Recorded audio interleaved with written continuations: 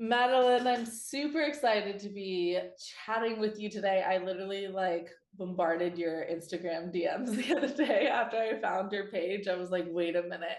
I really want to talk to this girl, and I invited you onto the podcast, and I'm like super excited that you said yes. And we've had some great conversations since then. So I'm like, okay, this is gonna be a great conversation now for the listeners to dive into. So welcome to the show. Thank you so much. I'm super excited to be here and just dive deeper into it. Like you were saying, I posted a video about vitiligo and then I saw that you commented. So then I followed you and then I was stalking you and I was like, this girl is like literally, every piece of content, I was like, wait, this is literally me. This is me. And then I went to message you and I was like, wait, she'd already messaged me. So Wait, then really? I didn't know yeah. that. Well, I thought I maybe told you that. Yeah. So then I went to go message you to be like, wait, we have so many similarities. And then I saw that you had already sent a message like, hey, would love for you to come on my podcast, blah, blah, blah. So I'm like, it's just crazy how the world and social media and connections work like that. So I'm super excited to be That here and just is dive. so funny. Yeah, Yeah. Isn't that? I love it when you find people that you really that just vibe with online. That was Yeah, definitely of what I course. got from you. Whereas you're into health, but in a non-obsessive way, and you're really just trying to teach women how to really actually take care of their body through more of a Right. like lens of female physiology, metabolism. How do we actually support ourselves and not just restrict ourselves and kill ourselves with intense Yes. exercise and all of Always that. coming from a place of love, not hate, is what Yeah, I'm going to yeah, try to portray.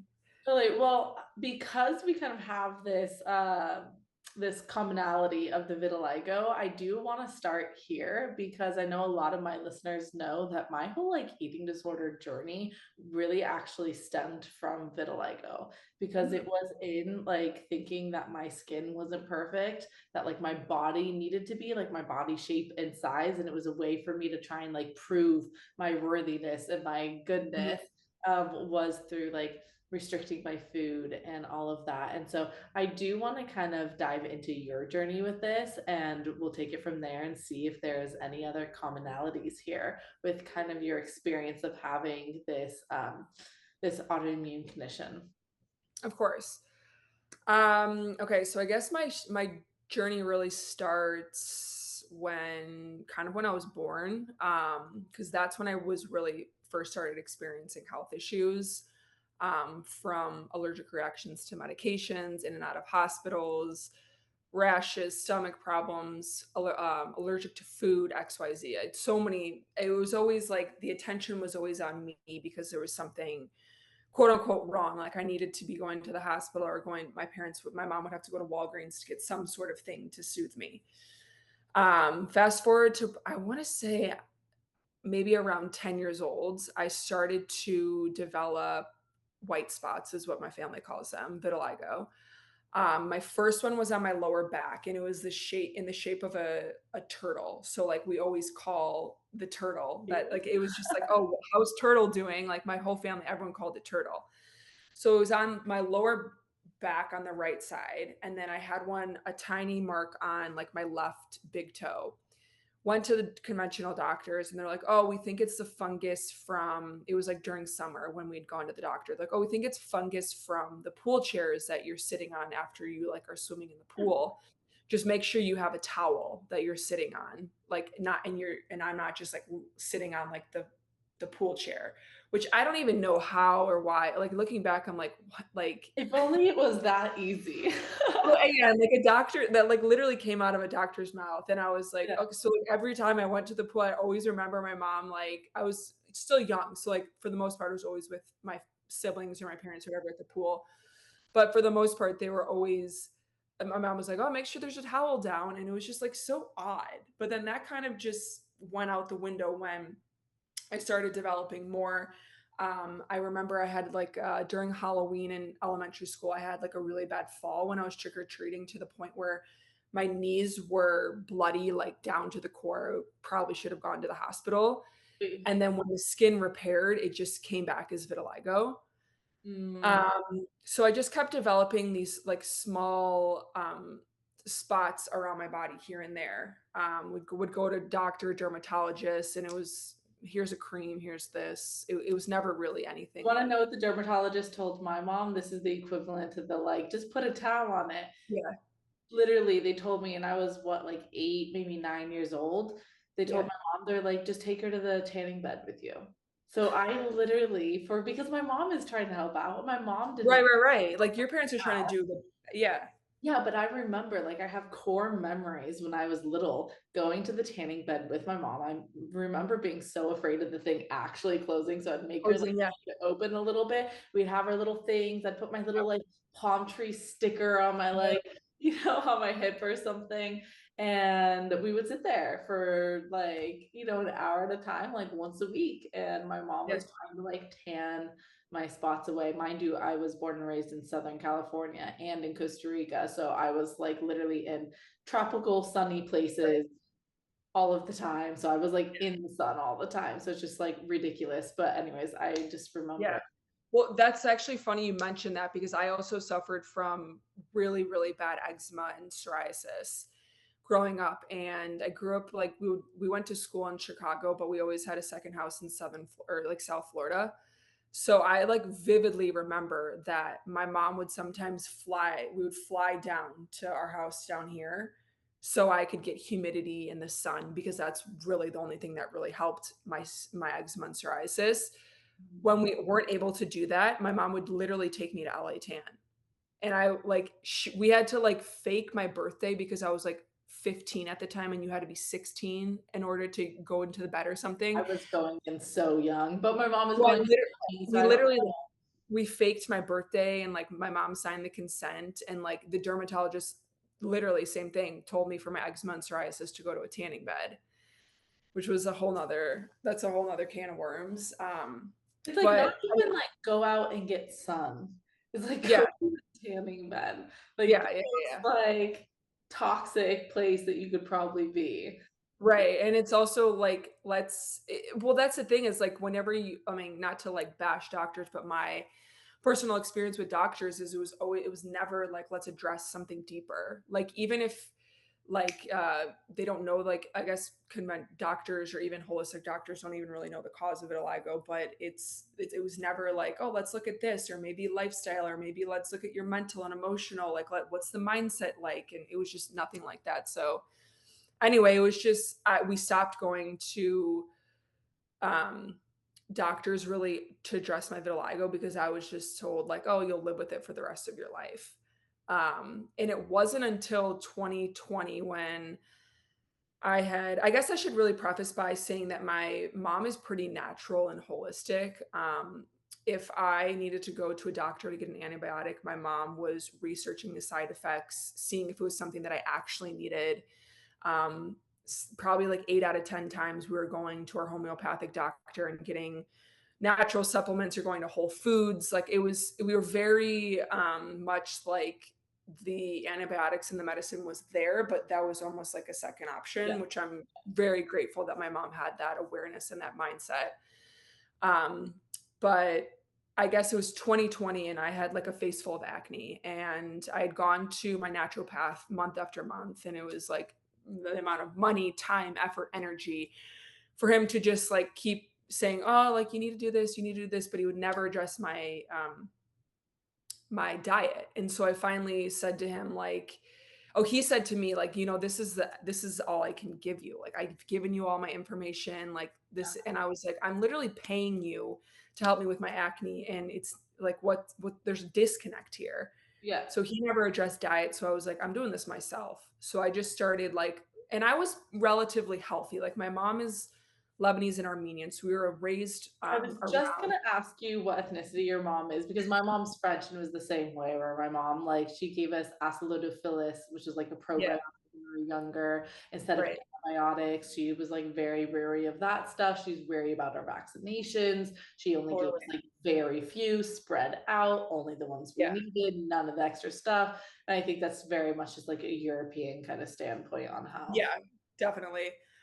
Yeah, like even growing up, I always had doctor's notes for all of the shots and everything. My mom was we did like when we were firstborn, there was some series that we did of the vaccinations, but like you said, it was never my mom's hugest thing was I'm not taking my kids to the doctor and they're not shooting my kid 4 times. Yeah. It was spread out, and that's a whole nother topic. Now that we're in the age of 2024, that's a little bit controversial, but hey, I'm here to be controversial. um, but anyway, it was 2020. I finally was like, I'm changing my diet. So I was already like aware, like my mom had never bought like canola oil. Like we would, if in the Middle Eastern culture, I guess any other culture, like cooking with anything but olive oil was like a disgrace. So like we only had olive oil in the house. So like, but I would look at my chips and I'm like, oh my God, there's like cottonseed oil in these. So then I kind of started just become aware of like the oils I was consuming, the quality of my foods, blah, blah, blah, which then turned into like an obsession thing with if I'm on a road trip and I'm eating a meal out, what kind of oil are they cooking with? Is this organic? Is this filtered water? Is there some sort of like preservative in the hot sauce I'm using? It was just getting so worked up and like honestly emotional around my food because I was scared that like if I did one thing wrong that my acne would come back or that my vitiligo would get worse or that my gut issues would flare up or XYZ. And in turn, they did get worse. And it wasn't because of what I was eating, it was because of that mindset and those emotions and that energy that I put into myself. This is why I wanted you on because, like, 1000% I agree. And I'm Yeah. so glad that you have that understanding because, especially, you know, in our world right now, it's like I feel like we have two huge camps. We have one side that generally just doesn't have like health education and really just doesn't know like how to support their body. And then on the other side, we have people who are like fanatic about it. Hmm. And what I've really come to discover in my whole like decade plus journey with health and then helping, you know, hundreds of women through this journey as well is that like, oh my gosh, just the in between, the like balance of like, you know how to support your body. And also you can go and enjoy a road trip and you can like go and explore new foods and new restaurants without freaking out. Like that energetically is one of the most healthy things that you can do because Hmm. our whole health is just energy. And I think people forget about that. It's energy, it's mindset. Like that's a big part of our health. And I always like to tell people, like, your body is way bigger of an energy system than that cupcake. And so to Yeah. think that that cupcake is going to have such a big impact on you, it's like, no, view it the other way. You have an impact on the cupcake. So the Yeah. thoughts, feelings, and emotions that you bring to the cupcake are going to be how it impacts you. Right. And you blend these two of like the understanding of the health, how to support with the, yeah, how to like take a chill pill and realize that in the end of the day, like most of our grandparents are in their 80s and they all ate like, my grandma's like 90 years old and she's like, all I had was bread and butter during World War II, like literally for years. She's like, that's all we Yeah. had. I'm like, Yeah. and she's 90 years old now and she's fine. Right. Yeah, I think it's that fine line between understanding the education and the knowledge behind health, wellness, and the choices you make around that and living your life. Mm. Because you like I was strictly plant-based for God, 4 years, 5 maybe 5 years. How did that impact your health?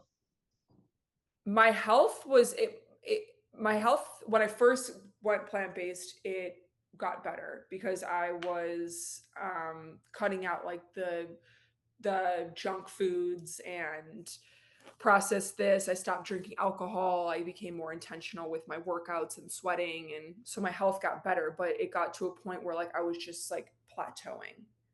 And I wasn't excited about my food. I wasn't really excited about cooking. I wasn't excited about life. I was just it was kind of just like I felt like I needed to be plant-based in order to heal, where I needed to just shift my identity. Like I was already healed. I didn't need to keep like literally like beating a dead horse and like just ultimately being miserable. So probably a year and a half ago, I just like people will always ask me like, "Oh, how was that transition? How was that shift?" And I'm like, I can't even really speak to it because it just happened. Like The people are shift, like, "What?" what, out of Out veganism of out or of plant-based veganism yeah. into like eating meat and dairy and all that stuff. Like my followers will ask me about it because some of them are going through a similar transition, and I'm like, I don't even know. Like it literally just happened. Like I never really like consciously thought about it. I was just One day I remember I was home visiting my parents and I was like, "Mom, I really want a Greek salad with like she makes this like my mom makes this really good like herby marinated chicken." She's like, "Okay." So she like went to the store and bought it and then I just ate it. And I was like, it was very like I remember the first time I ate a hamburger, my dad was like hovering over me. He was like, "So how is it? Did you like it?" And I'm like, "Yeah, I just ate it." And he's like, "Well, like give us a reaction." I'm like, "There's no reaction. I just ate a hamburger." Like it's very like anticlimactic, but the best way I can explain it is like I just felt like so free. Like a weight was off my shoulder. Like I wasn't like now when I go out, when I my parents live in Naples, which is like great restaurants. In our back door, we have like 30 restaurants we can choose from, like high quality, great Italian restaurants, sushi, Asian, steakhouses, this, that, the other. And I used to hate going home because I hated going out to eat. Because whenever we're home, it's like everybody's home. It's my mom cooks a few nights, but for the most part, we're all going out to eat, going on the boat, going to this restaurant, blah, blah, blah. It's just a huge family get together. And like my family, a lot of our get togethers are around food because all of us are cooks and that's just what we enjoy. So anyway, I used to hate going home because I hated going to dinner because I would either eat something before or I would sit there and eat like mixed greens and lemon Side juice salad, yeah. because I was like, "Oh, I can't eat anything. I can't," and then I would be like, I'm miserable, like, "I can't eat anything. I can't eat it." I would just be like a brat the entire dinner because I was like I felt like it was like everybody else's problem to like accommodate to my needs when I just needed to literally loosen up and take a chill pill. I really want to go back to something that you mentioned like a couple minutes ago, the kind of like beating a dead horse of like your acne had gone away, you had a lot of these things kind of in remission, and you were feeling better, and yet you still felt the need to just restrict and be hyper vigilant about like what you ate and everything. And I feel like so many people go through this where it's like, being a little bit more intentional with your food at times can be really healing, right? Of like, hey, I really need to just like hone in, get to a reset. That's like not the issue. The issue is when people then think that their medicine diet needs to be their diet long term, if that makes sense. Like we Yes, have yes, yes. different phases in the body, right? We have building phases, we have cleansing phases, we have um homeostasis phases, and understanding kind of that helps us understand what's going to be supportive for us. I think a lot of people, because there's this energy of like purity too that comes with the dieting and eating clean and like taking control of your diet. I think a lot of people end up staying in what was their healing phase for way too long without understanding like Mhm. if you are going to shift things up, it's important to remember that like going back to like freedom and balance and flexibility ultimately is the goal, and not to stay in this super rigid strictured box of a diet for like ever. And like Yeah. the point is that like a healthy body can digest brownies, a healthy body Mhm. can digest a hamburger. It's like remembering that like an unhealthy body is the one that's sensitive to all that stuff. Yes. I think one thing I want to say from that is I healed myself into an eating disorder. Or I don't want to say eating disorder. I want to say I use the term disordered eating because I don't want to, I don't know, just like claiming that identity and blah, A blah, blah. lot of people don't like, and I get it, and yeah, but a lot of But people I quite literally, yeah, I quite literally healed myself into disordered eating. 'Cause it was so and I'm a Virgo and I'm a type A person. So I literally right next to me, I literally have my journal and it's got a pen in it and it's like my to-do list and I'm very structured and organized. And so in my mind, when I was shifting into this diet and doing this diet for years and years, it was like, okay, I have to wake up and I have to make my juice and then I take my supplements and then I do my smoothie and then I wait 2 hours and then I do the salad and then I wait 2 hours and I have an apple and then I wait 2 hours and I have this, you know what I mean? It was just this, it needed to be like a perfect thing. And I guess I could also go back to just me wanting to be in control of something. Like, I felt like at times my health was so out of my control that I wanted to take control of it, and I felt that the way that I could take control of it was taking control of, like, my physical and, like, my external and the outside. I resonate with that because I felt the same way with the vitiligo, where that was a big push Mhm. for my orthorexia, where I was like, and I kind of used it as my excuse to like restrict foods because I was like, I can't because of my spots. But it also was like a true, I think it started out as a true desire to really just understand, like, could diet be shifting and changing my spots in any way? And like, what's going to help me feel better? And that's what kind of really skyrocketed me becoming like obsessed with diets. And I was vegan for 5 years, so very kind of similar journey there. But yeah, I just wanted my spots to go away so badly. It's interesting though, now that I've had my spots for, I mean, like over 2 decades now. Right. What I've noticed, and I'm curious if you've noticed a similar thing, my spots are like one, I now have done so much work where I know the exact like core wounding narrative and energy that created the spots in the first place. And I do know now that my emotional world is the thing that's impacting my spots more than anything else. Yes. Curious if you've experienced a similar thing. Yes. Um, I will say that I notice my spots, they go up and down. Like, some will, like, they'll get, I don't wanna say worse, but, like, some areas will fill in, and then they'll get white again, and then they'll fill in. So it is just kind of back and forth, and I now that I'm consciously thinking about it, it's probably from that energy and mindset, the waves going up and down. Um, I Yeah. would say, and I get, and one topic I kind of want to dive into, and I'm curious to also hear your side of it as well, is like the body image aspect, um, of the vitiligo, especially having it so young. I think that the body image really plays into the mental and emotional and the fear and the scarcity and all of that. So I would say when I for the first, I mean, still to this day, like, that is one thing that I really, really work on, is the acceptance part of it. And I find, like, even still to this day, like, I find that, like, I'll sit in a certain way if my knees are showing or whatever, to try to cover it. And so, like I said, that's one thing I'm really learning to work on, the acceptance and just showing it. And I think you, honestly, seeing you on social media has really, really helped me. With just like, because I can tell, I can see your confidence and the way you've accepted yourself. And I'm not saying that we're accepting it as an end all be all. It's just accepting the current Well, to circumstance. accept what is to remove all resistance to life, and Yeah, any sort of resistance will cause pain and suffering. So there has right. been definitely with my spots, there's been a big level of acceptance of I don't even notice them anymore. It's kind of weird. Yeah.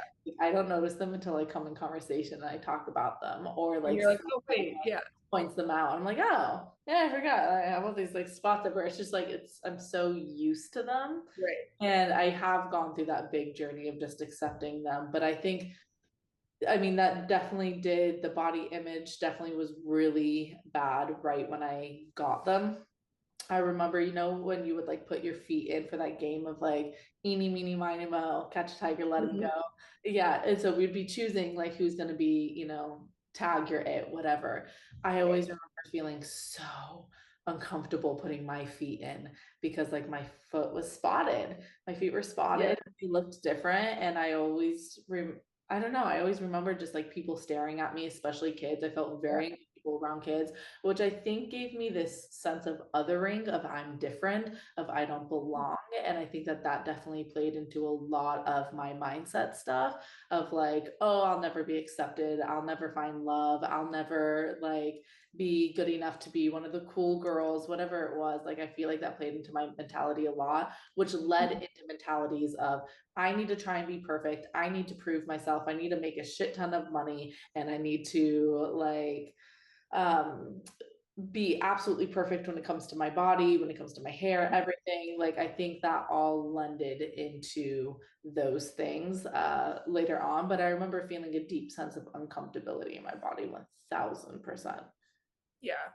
Yeah, I think I remember, like, even in the summertime, I would be wearing, like, pants to cover it up. I remember going to Victoria's Secret, like, in elementary school, and Victoria's Secret was cool. You'd get, like, the yoga pants that, like, had the flap over thing, and I specifically remember going there and having my mom buy me, like, capri yoga pants so that, like, in the summer, wasn't wearing, like, a full-length yoga pant or, like, legging or whatever, so I could, like, still have, like, a summer pant, you know what I mean?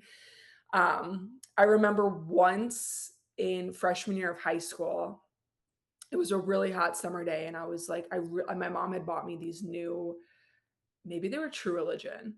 They were they were like the it short at the time. They were either 7 Jean or True Religion, and Yeah, I God, was this like is so funny. It's so I funny was how like even on different coasts, it's like the same thing. Juicy yeah, Alex to yeah, the oh, yeah, True yeah, yeah, Religion. Yeah. and I was like, I really wanted to wear these jeans, but, like, jean shorts, but if I wore jean shorts, that meant that, like, my vitiligo would show, and so I was like, "Screw it, I'm just gonna wear it." I remember being really uncomfortable that day, and I was sitting in science class, and this guy, I literally still remember his name to this day. I'll remember this story for the rest of my life probably, and he asked me what, like, my spots were, and I used to always tell people that they were like scars because like the ones on my knees actually like the skin is actually different because like I said before, I fell and I had like a really, really bad, like I should have gone to the hospital. So like the skin is scarred, but it came back as vitiligo. And so I would just tell people that like I had fallen and there were scars and they were like, oh, okay. But like it didn't matter. Now that I look back at it, it didn't matter what I said. People's reaction would have been the same. If I said, oh, I have vitiligo or oh, I fell and have a scar. They would have been like, oh, okay. Like, you know what I mean? Like it was just people were curious. Like there were young kids in middle school, elementary school, high school. Like, what is it? We're just curious. And there's those some people that were okay with like asking. And that also reminds me to one point that I remember this boy in or middle school. He called me a cow because I had like the spots. And he didn't say it to my face. I remember one of my friends maybe had told me, and I was like like I was like, "Holy," he did not. Like I was like, "What?" Like I was speechless, like terrified, speechless. Um, but yeah, I guess that all ties back into like the body image issue, and I'm curious if you also have obviously experienced some of those similar things. I got called a pinto bean. Mm. So not a cow, but a pinto bean. And I remember that really impacting me, being like, oh, no, but yeah, I resonate with a lot of what you're saying of just like people being really curious, you not really knowing what to say, you trying to like, I'd always be like, oh, it's normal skin. All it is that my melanocytes are not coming all the way up to the top, but they're there, but it's normal. It's not itchy, it's not contagious, it's not anything. Like I would have to Yeah, like let me try to right. like yeah, let me try and tell you why I am normal. Or I would say like Michael Jackson had it. Like, do you remember what Michael Jackson had? He had like the I say that too, yeah. yeah, I'd like say that. But like we were chatting about before the show, it's becoming a lot more popular now. And so I think a lot Mhm. of people are a lot more used to seeing it. So I don't know if that has lended to my comfortability now in my skin is that we have what is that one? I always forget her name, that one model who has, she has her vitiligo all Oh, over Winnie everything. Harlow? Yeah, yeah, but she's like she's huge, right? And like everyone Yeah, knows everyone has seen her a lot. Everyone knows who she is now. And so I think it's right. becoming more and more just kind of not normalized, but more and more like, oh, we've seen this, we Common. understand this is common, like this is like no big deal. So I don't know if like that's partly why I feel like a little bit more comfortable in it. But I honestly truly think though, like a big part of my journey overall, whether it be through my vitiligo or the eating disorders, was really just coming back to like acceptance and comfortability, sorry, Mm, acceptance and comfortability and love for myself. I Yes. think that was like the whole journey overall. So along with that, like my spots were gonna play into that whole journey Mhm. of me really coming to understand that I don't need to be perfect and that I can love and accept myself as I am. And that's what helped me get out of my disordered eating. And then I think I shifted my mindset. I can't remember really when in my life this was, to be honest, but at some point I eventually shifted my mindset with my spots where I all of a sudden saw it as something that was cute and something that made me unique. Mhm. And I had to shift my mindset in that way. Instead of it being like, this is othering me, this is making me not belong, this is making me weird, I viewed it as like, oh, this is super cute. And like my mom used to always say, she's like, I can always pick you out in the crowd because of your elbows, because I have my little like elbow patches. Yeah. So it's cute. Like I know where you are at because like your little Yeah. arms are out. So I started seeing it as something kind of more endearing, and I have to say, I think I just had a really good family, um, who was really supportive of like me and my skin and what it looked like. And like my sisters are always like, oh, this one's like so cute, and oh, look at this one.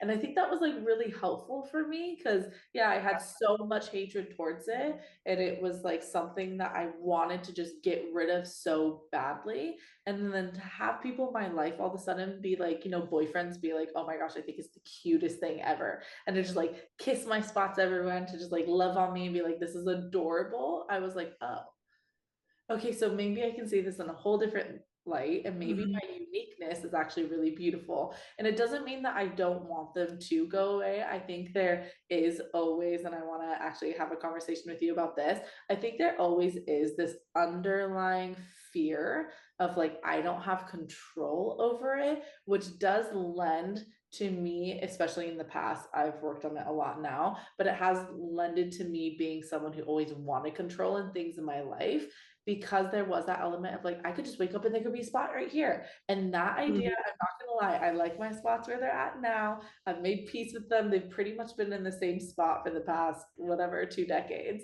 They haven't really like once I went through my big kind of remission and I healed a lot of them, they kind of just are really small and just in their places now. And that's fine. Right.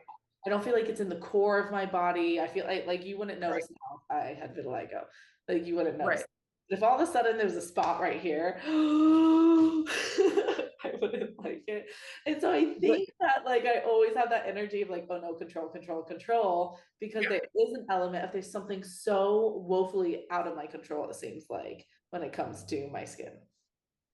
Right, exactly. No, I 100% resonate with that, and I think that the emotions that come with it are so real, and I think you probably resonate with this, that it's like, for so long, it was always at the forefront of my mind, like, "Oh, if I wear this dress, then they're gonna show," or, "If I wear this, it's gonna show," or, "I don't wanna be like, even growing up, I would remember, like, if I had to give, like, a presentation, I'd be like, "Oh, I have to make sure I'm wearing pants or I'm wearing the certain clothes because like, I don't wanna give a presentation and have 30 kids be staring at my vitiligo spots." So, it's just the emotions that come with it up and down.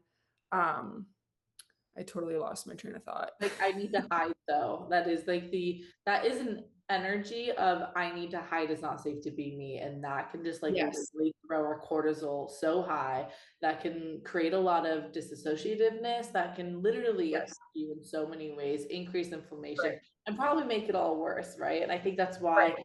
any illness, the first step is like acceptance and just Yes. like space around what is happening. That way Right. like igniting your cortisol every time you think about, oh my gosh, my acne, my spots, whatever is happening. Right, and I think you also with health, I don't wanna say health issues, but with skin problems or issues or whatever you wanna call it, you think that because it's out in the open and everybody can see it, you think that everyone is staring at you.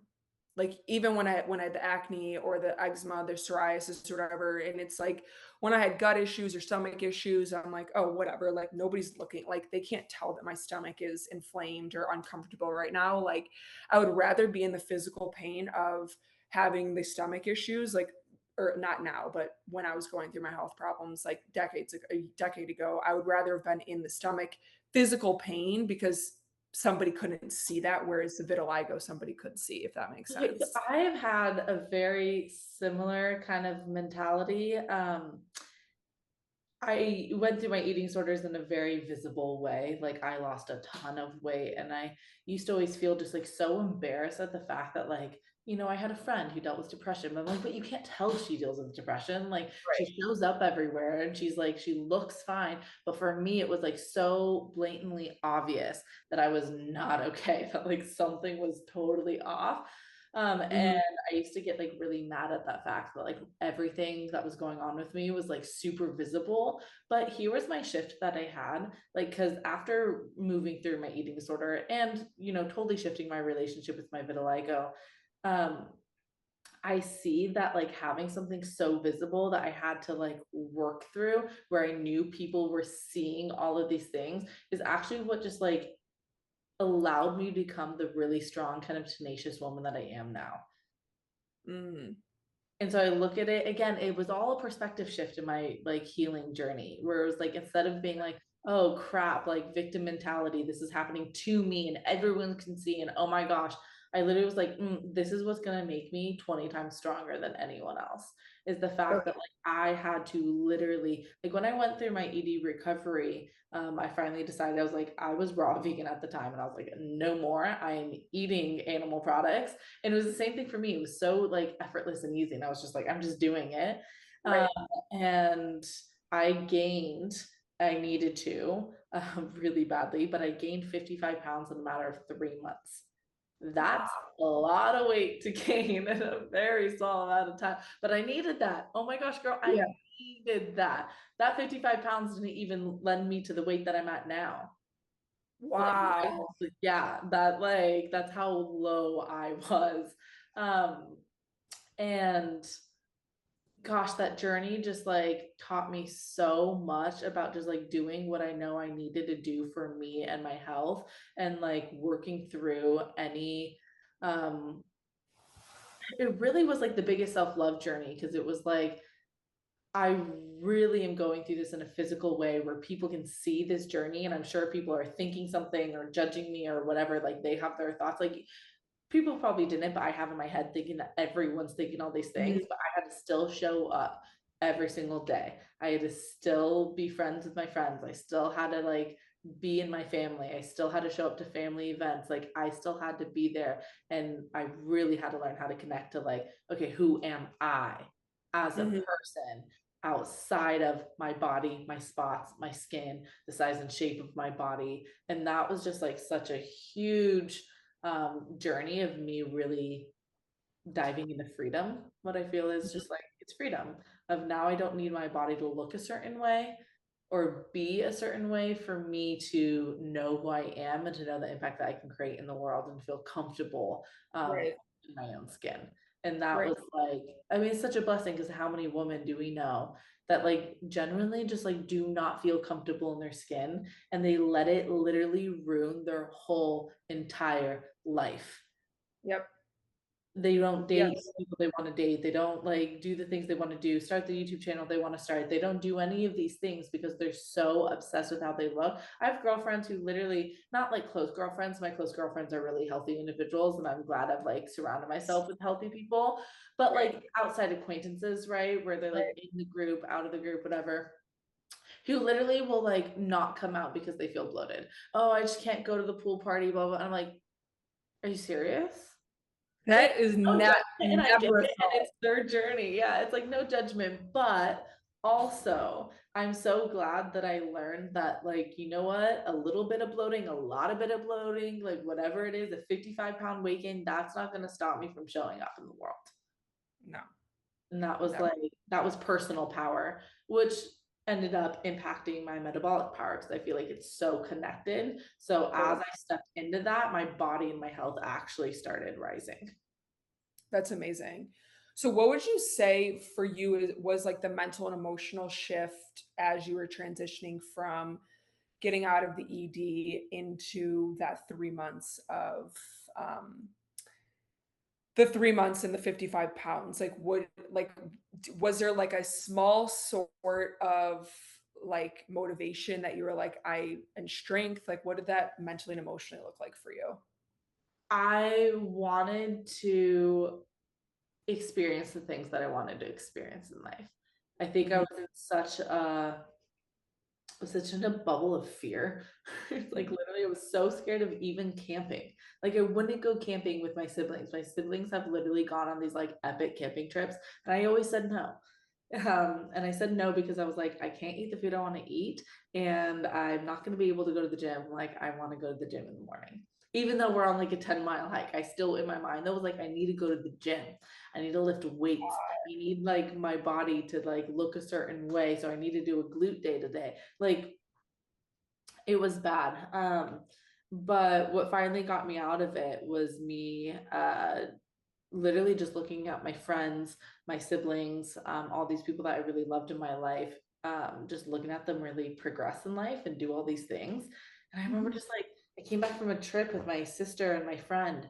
We were in Costa Rica at my parents' places for a couple weeks, and my sister and my friend became like best friends. And I was like, oh, but they were talking about guys, they were talking about like, having sex with people, they were talking about like Just living. concerts and living, yeah, dating, doing all these things, like building careers, going to school, doing all that. And I was sitting there being like, I'm literally calculating how many steps I need to take in order to burn off that like extra almond that I had at breakfast. Mm. And I remember being like, what the crap am I doing with my life?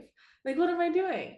Like, I no longer, I think for a time it was almost, and you probably resonate with this because I kind of heard it in the beginning when you were sharing how like mom and dad spent a lot of time on you of how do we make sure you're okay and take you to all these, doctor appointments and everything. I'm one of six kids. I feel like, my vitiligo, my eating disorder, everything was all just like a way for me to get more attention, quite honestly. Yes. A way for me to get I'm one of 4, so I understand. yes, There's okay. Yeah, I was like, I want the love, I want the attention, all of that. But once I was like 24, I was like, dude, I'm not a little girl anymore. Yep. Like, and I need to stop like trying to vie for mom and dad's attention and people's sympathy, and I need to just like take responsibility of my life and create the life that I want to live. So I think it was a moment of I understood that like everything that I was going through was something that I created, and that I had the power and I also had the responsibility to be the one to shift and change that. Mm, And that was the shift. So I finally was like, I want to get married. I want to have my period. Like it was the first time in my life at 24 years old where I was like, I want a period. Like I had gone without it for 11 years. And that was the first time I actually thought in my brain, like, this is not good. Like I should probably have a period. This isn't yeah, healthy. yeah, And so that's, I think was the big motivation was I need to get my period back. So I kind of was at the right, point where I was like, I will do anything to just ensure that like I can be a woman and not that you're not a woman if you don't have a period, but I'm saying like that I can experience having that monthly menstrual cycle and have my fertility and be able to have a baby. yes. That was my I th big push. I think what it comes to is you finally realize that you need to be healthy. And I think in your early 20s, especially when you're in high school and the college and all of that stuff, you are always we all, especially girls, we do slash did insane things for our physical body to look away, to feel away, to have other people tell us we look away or feel away, or boys tell us that that's cute or sexy or whatever it is. And it's the same thing with, like, my vitiligo. I was always trying to control it and heal it to look a certain way, whereas now I'm trying to heal it and have my spots fill in, not to look a certain way, but to internally not that I internally feel off from my vitiligo, but to be healthy, because in my mind, it's like there's something off there has to be something off for my body to cause this. Yeah. So whatever's internally going on, like, I'm working to detox that or Well, heal that even or whatever. even emotionally, I think that's something that I Yeah. finally this last year got into. It's interesting that we talk about this because I've had acceptance around the vitiligo, and also there's been little moments, especially recently, where I've had these like ooh, why is this here type of feeling. Yeah, Now, it doesn't impact me from living my life and feeling I don't feel right. ashamed about my body. But I think what's come up for me, and I'm curious if you felt this, I felt this the other day where I was just like, whatever emotion created this, whatever like wounding narrative that I had to believe about myself to create this, because I truly believe that this was a lot just emotional. Ready to. I don't resonate with this anymore. So it was almost a feeling of like, I want this to go away just to show that I've broken the pattern, broken the narrative of like, I don't belong, I'm not good enough, I'm unworthy, all those kind of core wounded narratives that I feel like are really just like, this is almost representative of those core woundings. And Yeah. so I had a moment the other day where I was just like, I want to, not even for the looks, like get rid of my vitiligo. I like desire to see it shift and change to show how much I've energetically shifted out of those energies that created it. Does that make sense? Yeah, oh, 100%. And now that you say that, I do know that health issues in general, and now specifically talking about the vitiligo, is the mindset and the energy and the emotions and the mental states and perspectives and everything. But whenever I think about healing my vitiligo, I really just think about the physical because I Hmm. think that's probably from still trauma or a mindset from that 5 years of that deep healing of, "I need to eat this certain way and do this and do this and Interesting. So detox your and do." go-to still is like, how do I shift the food? Right, exactly, and a lot of my mindset things and during those 5 years was, I wasn't born with acne, so I can heal it. I wasn't born with vitiligo, so I can heal it. Mhm. But that also means that I wasn't born with these mental and emotional emotions. I Right. built those that built the vitiligo. 100%. So, It'd be yeah, interesting but for you to dive into that. Maybe do some like hypnotherapy, or if you know anyone who does like yeah, just pneumatic medicine. I worked with a great practitioner for the last 6 months, and he really helped me understand the emotional like underpinnings behind this, which really yeah, like deeply resonated. I know for me, I went through a really bad breakup in the last 2 years. I went through two bad breakups. And mhm, every single time after the breakup, the same core wounding got brought up, because this is all has to do with my older brother. I never felt good enough for my older brother. I never felt like he fully loved me, fully accepted me. I always mhm, felt like being a man was almost better and being a woman was like less than, because that's how he kind of like that's kind of what he taught me when I was younger. So I right, know that that's a lot of this every single time I go through a breakup, where it triggers that emotion specifically of that I'm a stupid little girl who doesn't know anything. The mhm, vitiligo, boom. It will word, like literally my right now, I literally am in a healing phase from the activation that happened 8 months ago for my breakup, because it just ignited. I mean, literally day and night. I all of a sudden woke up and was like, "You kidding me?" I was like, "This was not here yesterday." I literally am, like sending a picture to my mom. I'm like, "I swear I did not see this yesterday." Like, I don't know if I'm making up in my mind, but that came like wow, overnight.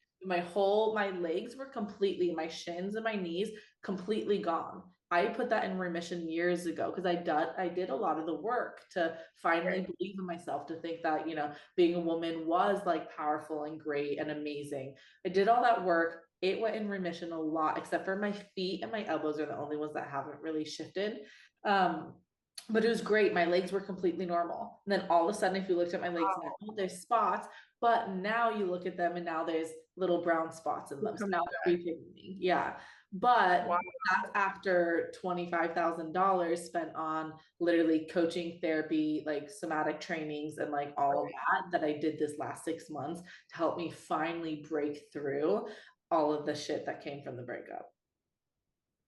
wow. And now it's going That's away. powerful. And then when you think of, "Oh, yeah, my vitiligo is filling in," it's not like, "Oh, it's filling in," it's, "Oh, I healed this. This is what Absolutely, caused that's it." what I think. That's what I think. Yeah. Yeah. Because honestly, like, I don't know, the more and more I go about my life, the more and more I start to just like give food less and less power. really understanding that I've been through so many seasons of my life, so many different diets, so many different like relationships with food. And food is important, right? I'm not like totally discrediting it, but like Right. I've had moments where I'm keto, I've had moments where I'm vegan, I've had moments where I'm like totally like low carb, high fat, whatever. And like Mhm. my vitiligo can be in the same remission pattern. Right. And so I'm like, there was a moment, or there's been moments that have made me go, okay, while maybe certain things can activate it, right? Like I don't eat like, you know, ultra processed food all the time. Like I eat really well. Like, Right.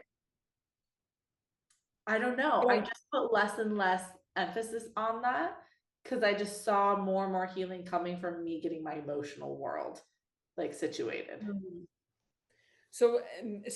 And that's what honestly, this is probably why God is connecting us because see, I've put more emphasis on the physical, and now I'm learning to put more emphasis on the emotional, mental Ah, well, the perspective. blend might be really cool for you. I feel like that's where I'm Right, heading to is the blend as well. It's like, how do I right. work on both? Which even and then now touching back on the physical, what you were saying about food, where and this even ties into what we were saying earlier, the knowledge about eating healthy and educating yourself on high quality foods and living your life.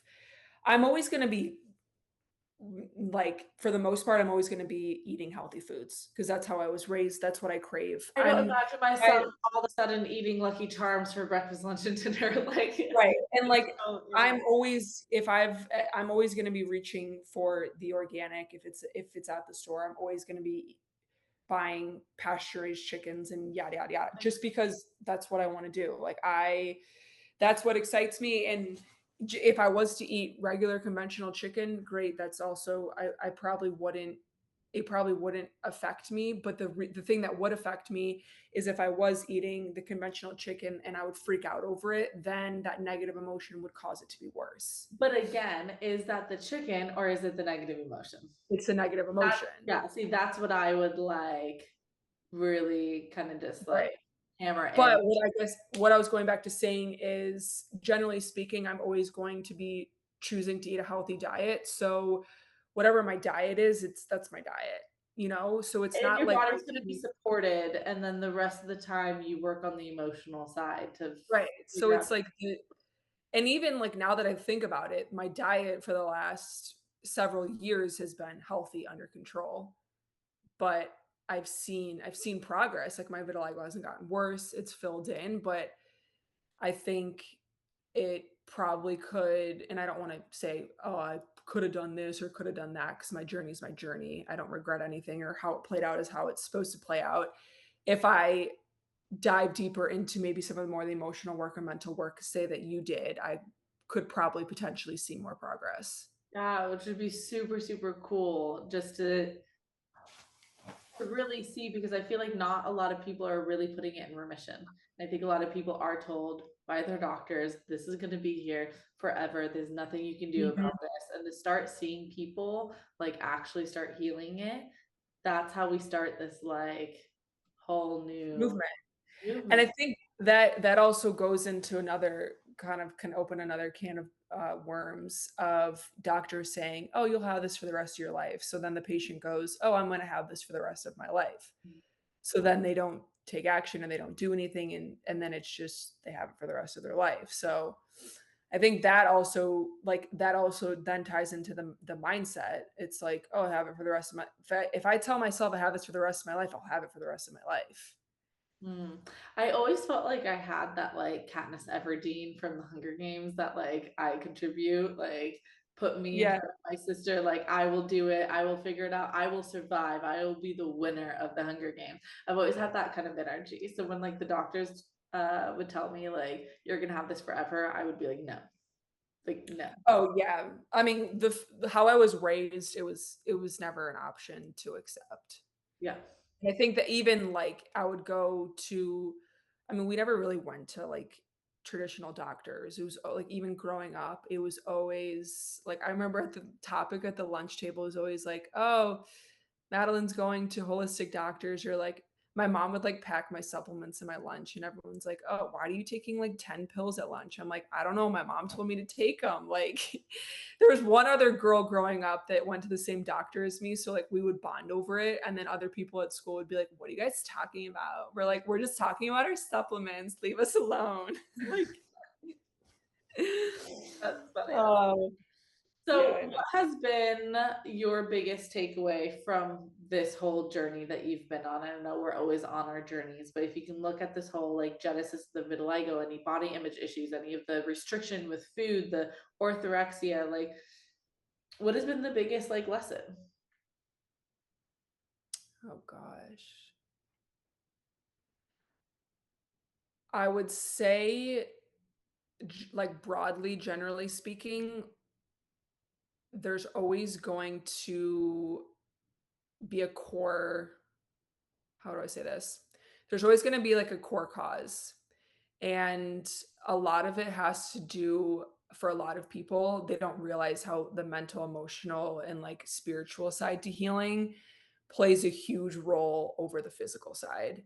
Mm. Um, and I know that kinda contradicts what we were just talking about, how I was, like, so physical on the vitiligo, but I think that a lot of people are always searching for external sources and resources and doctors and I need this and I'm going to pay for this and whereas people just need to sit with themselves. Mm. I think that we can pay thousands of dollars for anything to feel something, to change our appearance, to go to a doctor, to buy a certain thing to make us a certain way. But if you don't feel at the core what's causing these lacks or the gap, you'll never be sustainable in yourself or life if you do not sit with yourself and feel them. And I think a lot of people don't realize how childhood trauma, generational trauma, something that happened in second grade for 5 minutes could be still lingering in your Oh, soul totally. that is affecting how you show up in this world today. And if you um took a pill to like get your magic desire, it's most likely just going to come back or it will create a new pattern in your body and come up in another way. Yeah, it'll always come up until you address it. And I think,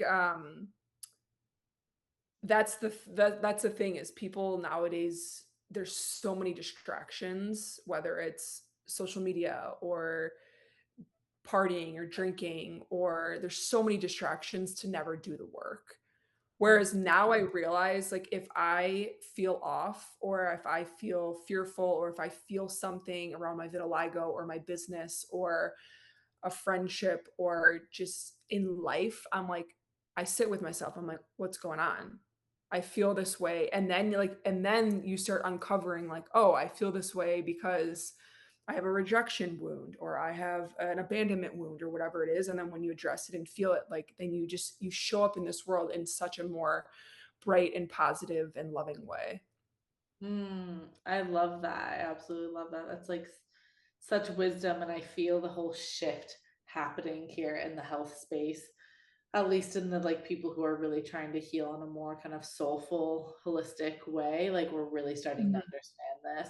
And this is like what Oh, I study. yeah. I study dynamic eating psychology, which is not about like what you eat, it's about who you are as an eater and how that impacts Mhm. your metabolism, your thoughts, feelings, your beliefs, your emotions. It's always impacting your body and how it's working. And Mhm. are you holding on to weight or are you not able to hold on to weight? Like that's all due to this need to protect or this need to hide Mhm. or whatever it is. Like there's an emotional underpinning. Can I ask you just a quick question before we like, Of come course. and kind of wrap up this conversation? I am just curious, what what are your thoughts on alcohol? Oh gosh. I have a long journey with alcohol. Now as I've shifted into a knowledge and education and living my life, I don't say I'm sober anymore, but I don't really drink. I'll drink like a few sips of my sister's drink or my mom's drink. If I want a beer or a glass of wine, I'll have one, but I don't it's not a part of my life anymore. Um, And I it was. think like yeah, like high school, like I went to a high school where it was normal for us to have fake IDs and going and buying alcohol when we were very underage. I went to University of Alabama, so 5 nights a week, it was a party. Even after college, till I was probably 24, it was in LA. When I lived there, it was Thursday, Friday, Saturday, Sunday, and then finally I moved to Miami when I was, like, 25, and I tried to quit it out of my I would go, like, 3 months on, 6 months off, and then finally when I was 25, I was like, this has no place in my life." I also come from a family of addicts and alcoholism and stuff. Not that I ever had a problem with alcohol, I would say, like, socially, I only drink, but just as I grew with my journey and my spirituality and connecting to myself more, it doesn't positively affect my life in many ways. What would you say But I'm was at the the biggest like energy, like while you were drinking, what would you say the overall like energy or tone of drinking did to you? Does that make sense? That was a weird way to ask that question. What was the um vibe of drinking? If you can oh, explain. it was like like oh, like today, like now? Yeah, if you just think about alcohol and the overall like energy of it, do you feel like it's a number? Do you feel like it's like, why do you feel like so many people are reaching towards it? Oh, I think it's to feel something for a lot of people. Um, it could be, yeah, numbing something. Um, and then I think that for me, it's like when you start doing that work and you start feeling and you actually start connecting with people sober, that like in the last probably 3 years, I've done like an audit of my friends and I got rid of some. Were replaced with new friends that are actual like connections and soul. And I just, I don't feel like I need to go out and go to like a party or a bar scene to like feel something. Whereas before it was like, let's get drunk and party and black out and like go do stupid things. And whereas now I have fun like making cookies in my apartment. Um, so yeah, I don't, but with that being said, like I don't want to demonize alcohol. Like there are sometimes where I'm like, oh, if I'm at dinner and I want a glass of wine, because it's positively going to affect like I'm enjoying a glass of wine with 4 of my girlfriends and it's just a vibe and we're having fun and it's a Friday night, sure. But party wise, I no. like that. It's almost like it gets rid of, or it takes it off of the pedestal and it doesn't give it the power. And I feel like Mhm. this is barring any kind of actual addiction where like you got to stay away. Like if you're just trying to redefine your relationship to it, I like that Mhm. idea of just like taking it off the pedestal, being like this is completely neutral. Right. And that neutrality almost is what allows you to have the healthy balance to it, just kind of like the food, right? It's like when you Yeah. tell yourself to never eat a donut, it's like the second you finally allow yourself to eat a donut, you're 10 donuts in, and then the next morning you're like eating 5 loaves of bread and you're going crazy because you finally allowed it. Right. As when you just Exactly. like allow it to be in your life without it being like this catastrophic thing, then you can just eat one and move on. Right. Like, Exactly. you overall found a really good balance, it sounds like, with a lot of things. Yes, took me like almost a decade, but we're here. Yeah, yeah. And so any last thing that you want to share with our listeners here today? Um,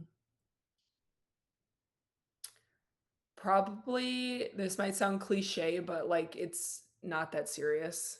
And like I know that like everyone on social media is always like, it's not that serious, but like it actually isn't that serious. Like Yeah. nothing in life is really that serious, whether it's vitiligo or your job or a friendship or like whatever it may be. Like it's really not that serious. But what you can there's something to learn. Every person, place, moment, thing, situation is put across your path for them to stay or for you to learn something.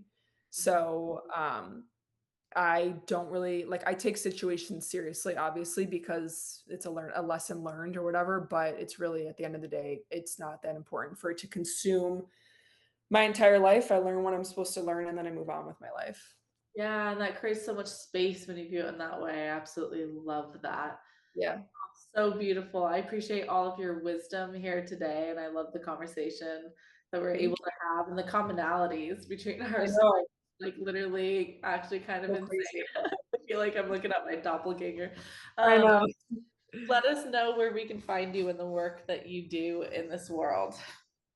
On TikTok and Instagram, my username is Madeline Mary with 2 underscores, Perfect. and Perfect. that's me. I love that. I love that. Thank you so much for coming on and Of course. hope you guys all have a beautiful day. Bye, guys.